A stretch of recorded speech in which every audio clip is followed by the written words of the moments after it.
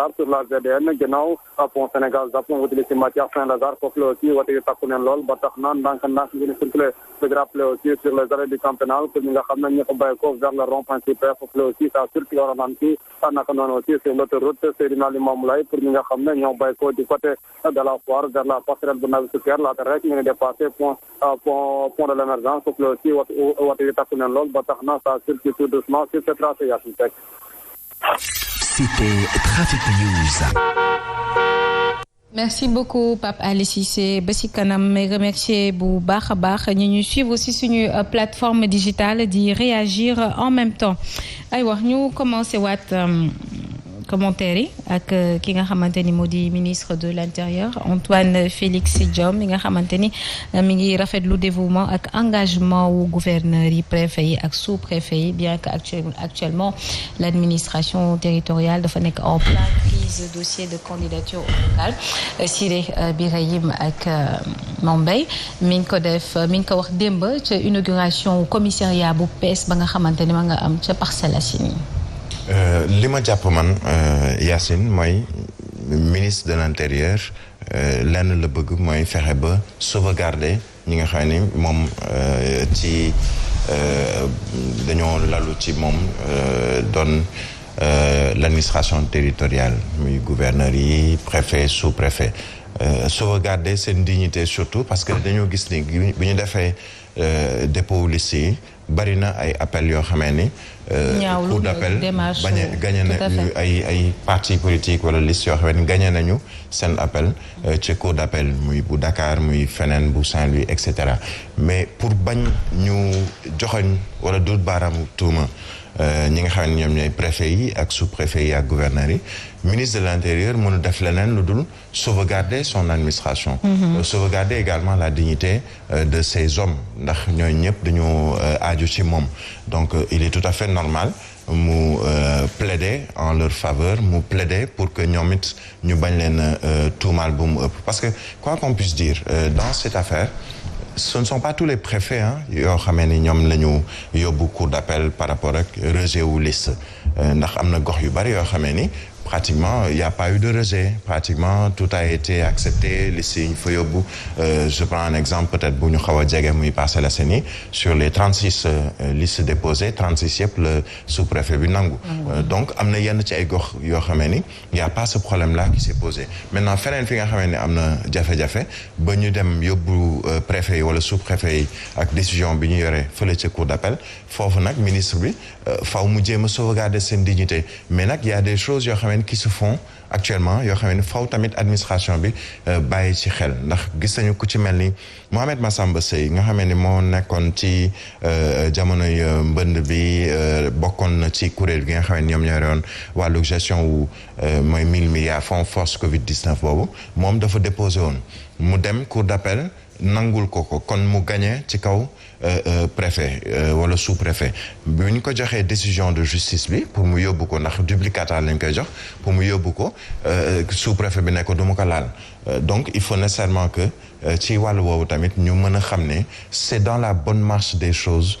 ci wàllu démocratie la bokk administration ni muy fonctionner bu fekkee ni dañu wax justement séparation des pouvoirs parce que depuis quelque temps ñu ngi xaw a rafetlu li nga xam ne moom mooy liggéey bi justice yi def ci wàllu lii di dépôt wu liste yi parce que boo xoolee ci yu bari cour d'appel nangul nañu surtout opposition bi seeni recours maintenant il faut également que de l'autre côté donc ci administration bi comme séparation des pouvoirs boobu am na ñoom it ñu mën a taxaw wane ni ñoom it li ñu jàpp moom la ñu gis ni moom mooy li am maintenant nag li ci gën a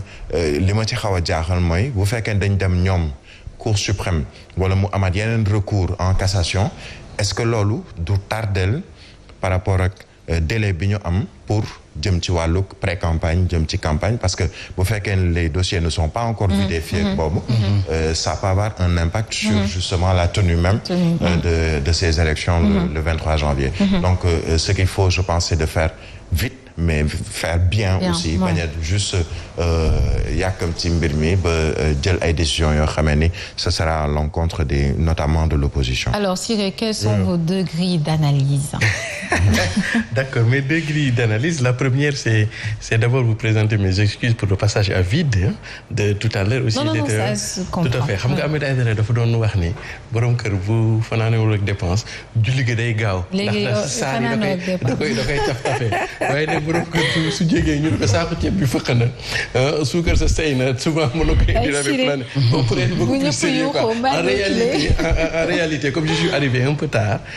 donc j'ai pas eu le temps de bien lire et de bien pénétrer les journaux, mais ce que j'ai eu à faire quand vous présentez votre journal, ma chère Yacine, pour venir vous répondre à cette question. Ça, c'était la première grille, n'est-ce pas, Yacine? Et on attaque la deuxième grille. La deuxième grille, elle est relative par rapport à votre question. Su ñuy wax ay affaire préfet gouverneur sama xel mënta bañ a dem ci sama turando Mamadou Sall moom sous-préfet la commencé. moo tax ñu lay woowee préfet. Très bien boo mujjee gouverneur maanaam dafa commencé ci commencement bi terminé par ci terminement bi quoi. Donc xam nga affaire bi boo xoolee problème yi fu mu gën a amee moo ci sous-préfet yi que ci préfet yi parce que préfet yi ñoom ville bi nañuy jël.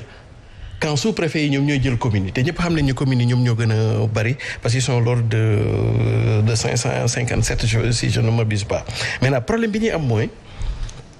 est-ce que xam nga keroog maa ngi doon wax naan la majeure partie changement sous-préfet yu ci bëri dañuy mën à la retraite léegi nag pour ñu renouveler le personnel des sous-préfets l'État dafa dem directement pour l'essentiel presque 60% recruter sur la base du syndicat des enseignants APR etc.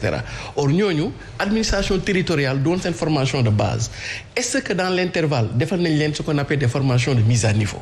parce que le code électoral c'est une matière la matière électorale elle est très sérieuse et loolu dafay expliquer waate ce qu'on appelle le principe de la formation en continu dans nos administrations am na ay gars yi bu xam bëri yoo xam ni bu ñu génnee école daanaka boobu nañuy gëj a def formation dañuy gàddu autorité bi rek ak pouvoir bi tey gëj nañoo demaat renouveler waat connaissance parce que connaissance yi dafay évoluer est-ce que tey jii l'administration et je ne pense pas que l'administration def ko est-ce que bi ñuy jubloo ci lii jëloon na sous-préfet yëpp mu boole leen ci benn séminaire jël ay cabinet yoo xam ne ci matière électorale ba mu jël Sénat ñu defal leen benn genre formation case study ñu réviser waat le processus le code électoral de 1 à 0 avec tous les cas de figure qui peuvent se proposer donc je pense que gars yi souvent administration yi dañ leen di nommer mais dañ leen di bàyyi ci noonu sans pour autant ñu am benn plan de mise à niveau de leur connaissance parce que affaire dafay évoluer loi yi di évoluer te loolu boo ko xoolee fi mu gën a amee mooy ci sous-préfet yi sous-préfet yi ci la contentieux yi gën a amee que ci préfet yi parce que préfet yi ñoom en général liste ville la ñuy jël mais sous-préfet yi ñooy jël liste commune yi te sous-préfet yi comme ñu ci bëri doon administration territoriale moo doon seen base de formation ñu ci bëri ay enseignants nañu woon après ñu viré ñëw administration donc est-ce que capacité nañ leen capacité yoo xam ne pour une chose aussi technique qui est la matière électorale